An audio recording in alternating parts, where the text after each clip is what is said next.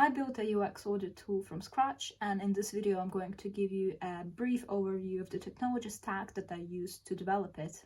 So let's begin. Let's imagine a user decides that they really need a UX audit for their business, so they go to the website claritybee.com on their device, and at this point they're facing the front end of the application.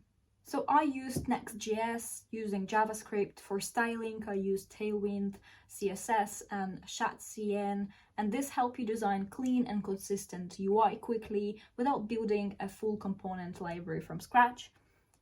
The backend is written in Python together with Fast API framework. It's lightweight and fast, and the backend is running the key business logic to generate the UX audit. And at the end of the analysis, the data gets saved to the database. So for the database, I use Supabase, which is built with PostgreSQL, and on top of a relational database, I use its storage for storing the audit screenshots. So at this point, the front end and back end never interact with each other. So I use upstash qstash to queue the audit jobs to requested from the front end by the user. And this keeps the back end and front end completely decoupled and more secure.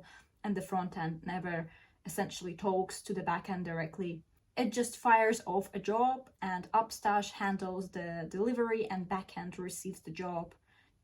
So even at the early stage of the project, it's important to think about architecture, security, scalability, and utilizing resources efficiently.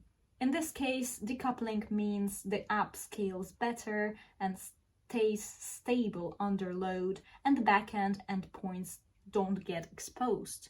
So here's a short capture of the stack for my UX audit tool. If you want to see it in action, go to claritybee.com. And I produce videos every week, so subscribe if you want to see how the products get built. Thank you.